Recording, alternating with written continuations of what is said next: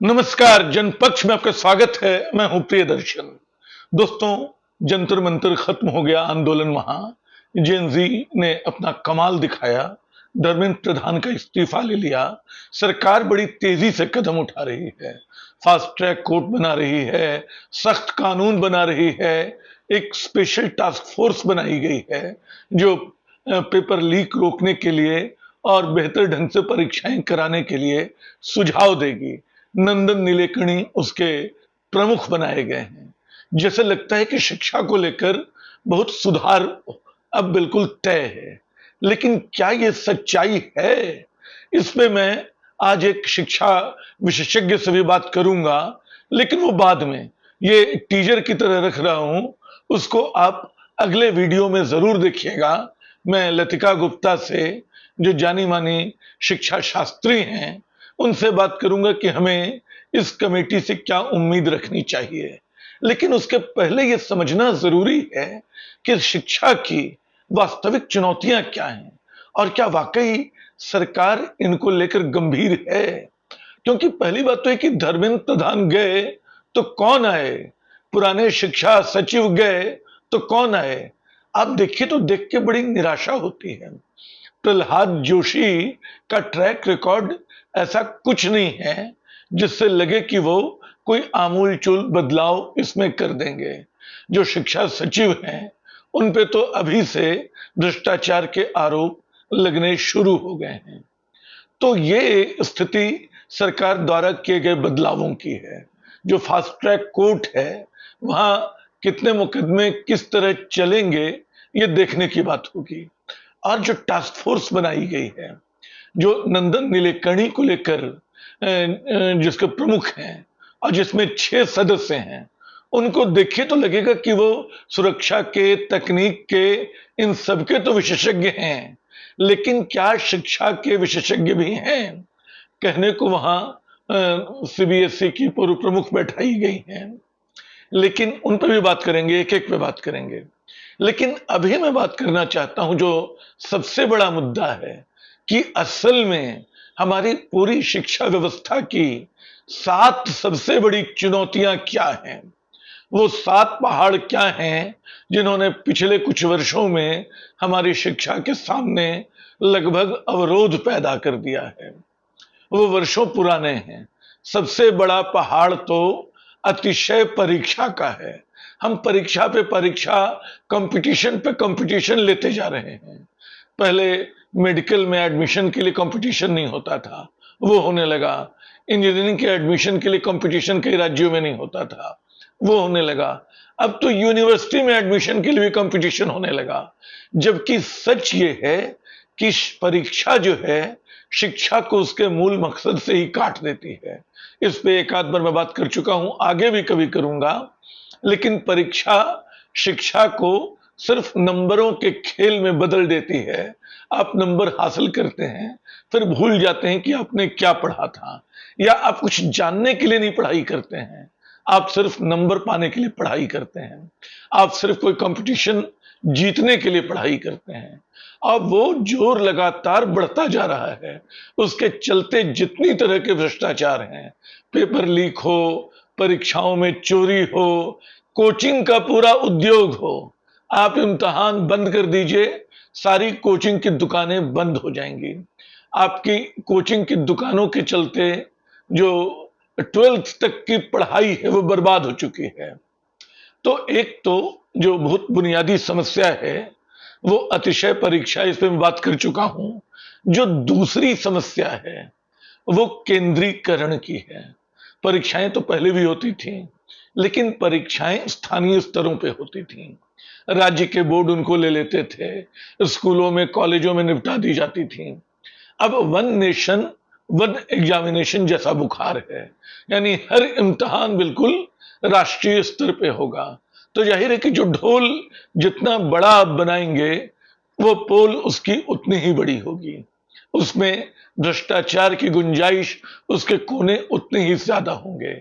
शिक्षा का स्थानीयकरण, परीक्षा का स्थानीयकरण कई मायनों में जरूरी है, क्योंकि शिक्षा सिर्फ किताबों से नहीं होती है, वो अपने आसपास के परिवेश से भी होती है, अपने चारों तरफ के माहौल को देख के भी होती है।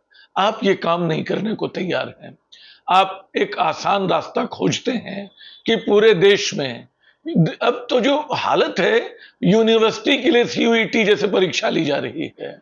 इसका क्या मतलब है? हम लोग सब कॉलेज में पास करते थे, मैट्रिक की हम लोग कॉलेज पहुंच गए, नंबरों के आधार पे हमारा दाखिला हो गया, हम लोग कोई बुरे छात्र नहीं थे। अब अगर सीयूईटी आई है, उसमें पारदर्शिता तो और भी कम है। आपको पता ही नहीं चलेगा कि कट ऑफ मार्क वास्तव में क्या है, किन कॉलेजों में किन आधारों पे दाखिला हो रहा है, और उसके लिए कोचिंग शुरू हो गई है। तो ये केंद्रीकरण दूसरी समस्या है। तीसरी समस्या में 7 समस्याओं की बात करने जा रहा हूं। तीसरी समस्या डिजिटाइजेशन की है, तकनीक पे अधिकतम निर्भरता की। इस निर्भरता के 2-3 रूप हैं। एक तो ये कि सारी परीक्षा ऑनलाइन होनी चाहिए, सारी पढ़ाई ऑनलाइन कर दो, पढ़ाई में एआई को शामिल कर दो। ये सब बड़े सुनहरे लगते ख्वाब हैं, जो हकीकत की जमीन पे बिल्कुल चकनाचूर हो जाते हैं। क्योंकि आज भी एक तो डिजिटली तकनीकी तौर पे हम ऐसी कोई व्यवस्था अभी तक नहीं बना पाए हैं जब जो सबको समान रूप से सुलभ हो। और उस सर्व सुलभता का सिरा सिर्फ सरकार के हाथ में नहीं है, वो बच्चों के परिवारों के हाथ में भी है। उनकी आर्थिक स्थिति कैसी है, वो बच्चों को किस तरह का मोबाइल, किस तरह का लैपटॉप दिला सकते हैं। आज भी 1 लाख रुपए का लैपटॉप खरीदना बहुत सारे परिवारों के लिए एक किसी सपने से कम नहीं है। तो कैसे लैपटॉप दिला सकते हैं? जो समस्या जिसको आप डिजिटल डिवाइड के बड़े सैद्धांतिक नाम से जानते हैं, वो असल में इस बात की है कि करोड़ों लोग इस तकनीक की मार खा के पीछे हट जाते हैं। जो दूर दराज के शहरों में परीक्षा केंद्र हैं, पता चलता है कि वहां सिस्टम में कोई गड़बड़ी आ गई, ठीक से चीजें नहीं चल रही हैं। जो पुराना तंत्र था, जिसमें आप मनुष्यों पे भी भरोसा करते थे, जिसमें आपने एक कम्युनिटी पे, टीचर की कम्युनिटी पे भरोसा करने का एक की नैतिकता दिखाई थी, वो जैसे आप खो चुके हैं। अब आप सिर्फ तकनीक के सहारे हैं, मशीन के सहारे हैं, और मशीन देखती है कि निब अगर हल्का पड़ा किसी बच्चे का तो नंबर काट दो। सीबीएसई के नतीजों में जो तमाशा हुआ वो अभी हम देख चुके हैं। चौथी समस्या शिक्षा की जो है, उच्च शिक्षा, निजी शिक्षा, प्राइवेट की तो थी ही, स्कूलों की तो थी ही। ये इन वर्षों में स्कूल कॉलेज हर जगह निजीकरण का जो जोर है, जो प्राइवेट कॉलेज यूनिवर्सिटीज हैं, जो प्राइवेट स्कूल हैं, पढ़ाई इन दिनों सबसे महंगा उद्योग है। सरकारी स्कूलों की जो हालत बना दी है सरकार ने, शिक्षा का बजट कम कर दिया है, वहां बच्चे जाना नहीं चाहते हैं। मध्य वर्ग के पेरेंट्स अपने बच्चों को वहां भेजना नहीं चाहते हैं। निजी क्षेत्रों की पढ़ाई, निजी स्कूलों की इतनी महंगी है कि देख के हैरानी होती है, और उससे विषमता की एक बड़ी शुरुआत होती है। यानी लाख लाख रुपए की फीस वाले स्कूल हैं, 50,000 25,000 की फीस वाले स्कूल हैं, और शायद एक आध स्कूल करोड़ वाले भी होंगे। तो इन स्कूलों में कौन बच्चे जाते हैं? उनको किस तरह की पढ़ाई उनको कराई जाती है? और हाई स्कूल के बाद इंजीनियरिंग और मेडिकल पढ़ने के लिए अब तो मैं देखता हूं बीए एमए करने के लिए भी आपको लोन लेने की जरूरत पड़ती है। यानी बच्चा कॉलेज पहुंचता है और कर्जदार हो जाता है। 20 लाख से 2 करोड़ तक का कोई भी लोन आपको कॉलेज में, उच्च शिक्षा में ठीक सी जगह हासिल करने के लिए लेना पड़ता है, अगर आपके माँ पिता मध्यवर्गीय घरों के हैं, अगर वो नौकरी पेशा लोग हैं, अगर उन्होंने भ्रष्टाचार से अकूत पैसा नहीं कमाया है। तो ये स्थिति है कि आपने इतने भयानक स्तर पे जो निजीकरण किया है, उसमें पढ़ाई करोड़ों के खर्च का मामला हो गई है। क्या ये सब जो संकट हैं, जो जेन जी की भाषा में आंदोलन में तरह तरह से सामने आते रहे, अभी 3 समस्याएं और हैं, उन पे मैं बात करूंगा। 5वीं है कारोबारीकरण। कमर्शियलाइजेशन की समस्या। सारी पढ़ाई का मकसद आपने बस नौकरी हासिल करना बना दिया है। नौकरी जो है किसी भी तरह मिल जाए, और उसके लिए इंजीनियरिंग का रास्ता। क्लास 8 के बाद बच्चे 12th की पढ़ाई करना भूल जाते हैं। उनको आजकल स्कूलों में भी सिखाया जाता है कि 12th तो हम पढ़ा देंगे, तुमको कंपटीशन की तैयारी करवा रहे हैं, तुमको जेईई मेंस की, तुमको नीट की तैयारी करवा रहे हैं। और बच्चे जो हैं उस चक्कर में जो कमर्शियलाइजेशन है, 12th पास करके बच्चे किसी ऐसे इंस्टीट्यूट में चले जाते हैं और वहां से नौकरी, किसी कैंपस में नौकरी मिल जाती है, लाखों के पैकेज पे कहीं पहुंच जाते हैं।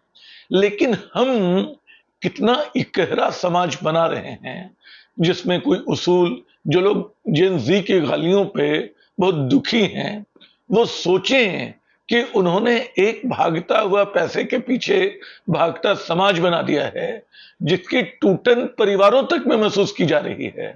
अब तमाम घरों से बच्चे बाहर नौकरी कर रहे हैं, उनके लिए नौकरी ज्यादा महत्वपूर्ण है क्योंकि हमने उनको बताया है। और माँ बाप अपने घरों में उनकी प्रतीक्षा करते, बूढ़े होते रहने, अशक्त होते रहने, दूसरों के सहारे पे चलने को मजबूर हैं। तो ये जो कारोबारीकरण है, अच्छा आर्ट्स की पढ़ाई पे, इतिहास पे, भूगोल पे, राजनीति शास्त्र पे, जो शायद सबसे अहम हिस्सा है हमारे व्यक्तित्व निर्माण का, जीवन में, जीवन की समझ में हमारी हिस्सेदारी का, वो तो बिल्कुल गायब होती जा रही है। पढ़ाई इतनी मैकेनिकल पहले कभी नहीं थी जो अब बना दी गई है। इन 5 समस्याओं के बाद जिस छठी समस्या का जिक्र मैं करने जा रहा हूं, वो शिक्षा का संघीकरण है।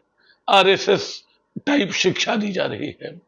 इससे अचानक आप पा रहे हैं कि बहुत ही खराब शिक्षक स्कूलों में और कॉलेजों में नियुक्त किए जा रहे हैं, सिर्फ विचारधारा के आधार पे।